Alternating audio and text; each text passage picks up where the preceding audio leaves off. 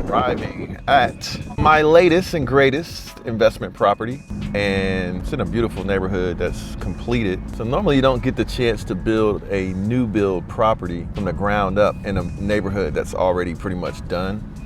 But we bought a piece of land in this neighborhood. You'll see it right up there. And we built a home, and I have a feeling this home is gonna sell pretty quickly once we get it on the market. It's almost done, but not quite done, but we're gonna take a look at it. All right, so what do we have here? We have BMW M2 and my latest and greatest real estate investment project. So we did a walk through this house not too long ago, and I showed you guys the house and it was less finished, but thanks to my camera woman, say hi to him. Hey. So it's a little bit closer to being finished. We got my realtor Rich here. We got to do the driveway, but let's go check out what state it's in and talk about this investment project. Got the garage drywall. This has a carriage garage. All right, so check out the garage. This house will be for sale. So if somebody watching this video wants to buy a house in one of the best parts of Columbus, Ohio on the north side, just holler at my realtor Rich. Tell him your phone number again, please. 614-554-7705. There it is, best realtor in Ohio.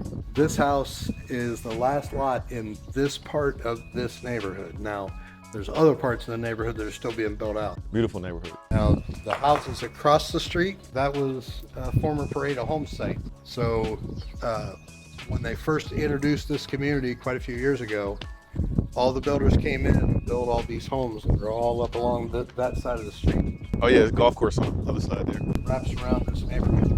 Really, really cool neighborhood. Let's go check out the house. 3-car garage. It looks like a carriage, but you have actually a walkthrough. Deep, extra large. And then you got that side over there. We're finishing the basement in this one, right?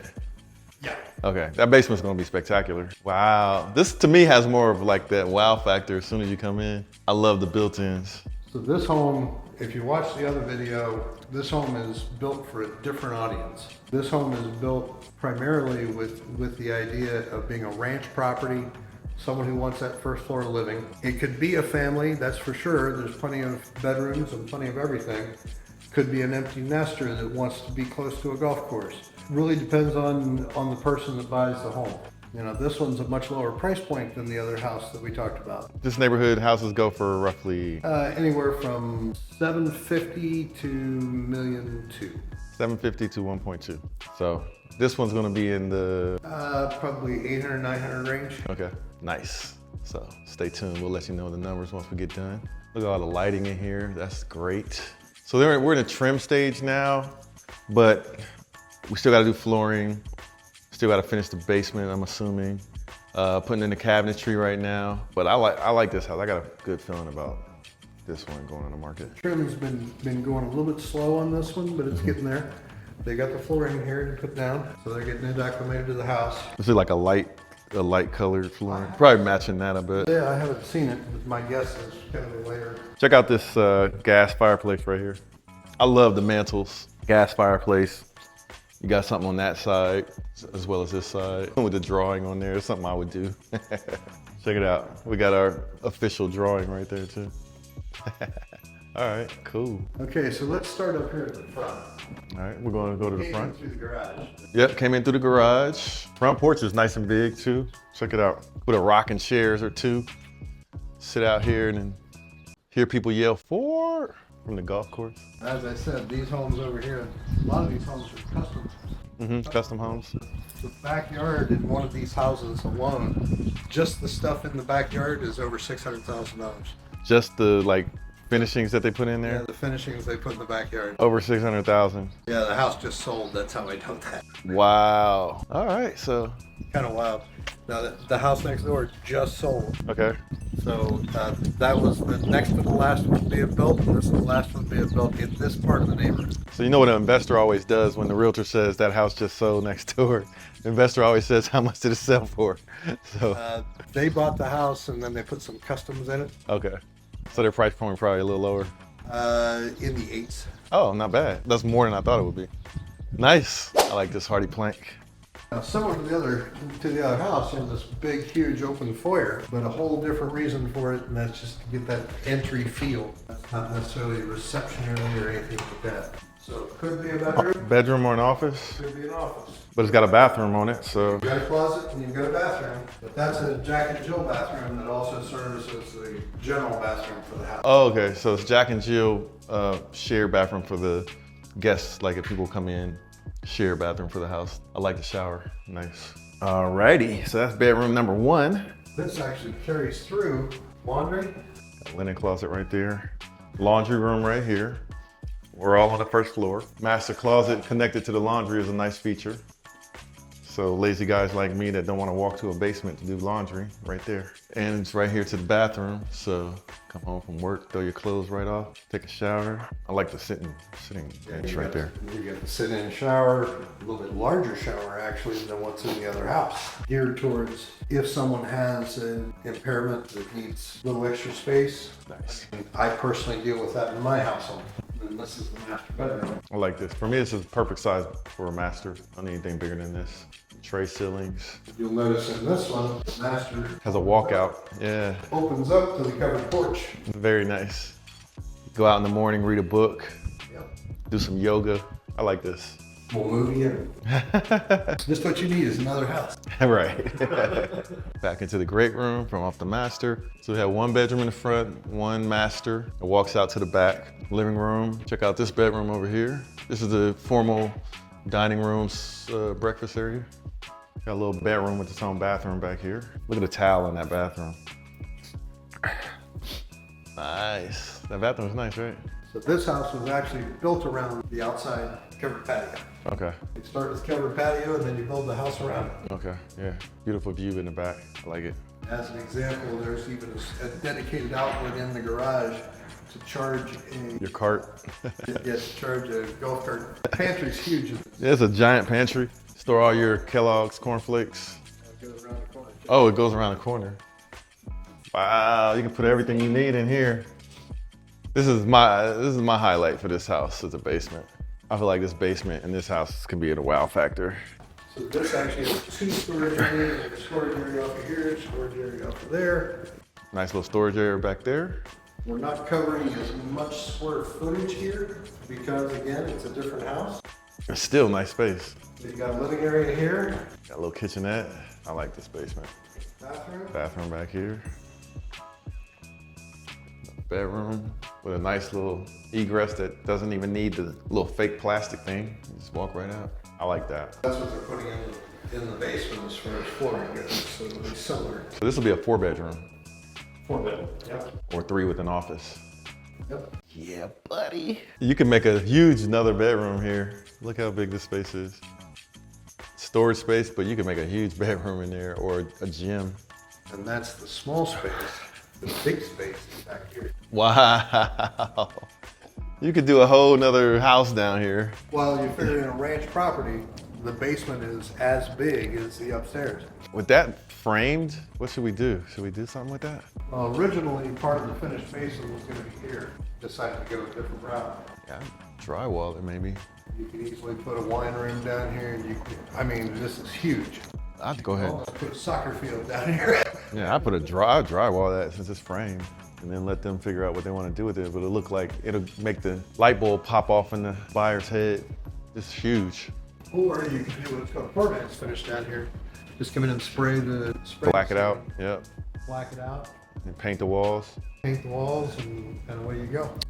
That's what I would do.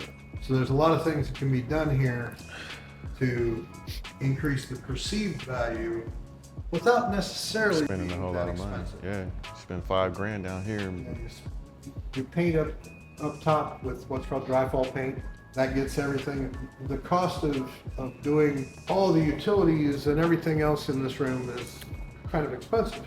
But if you just dry fall it, like you said, put a little bit Put of some drywall there. and all of a sudden you've got a livable space that is the killer grandkids playroom. Yeah.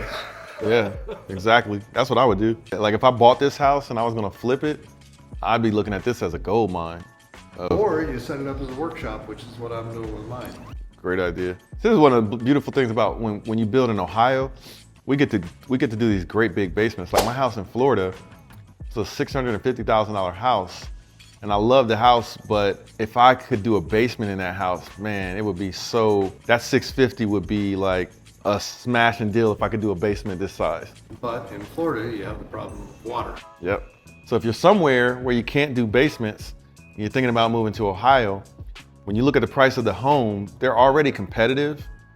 But if it has a basement that's unfinished like this, it's a gold mine of opportunity to add value after the fact. Actually, pre-COVID, I would have disagreed with Will. During COVID, a lot of people finished out their basements. Now, if you don't have a finished basement, you're at a disadvantage. Yeah. Pre-COVID, finishing a basement was not necessarily a good investment. Now, it's a great investment. Yeah. I love it. All right. It's all about market conditions.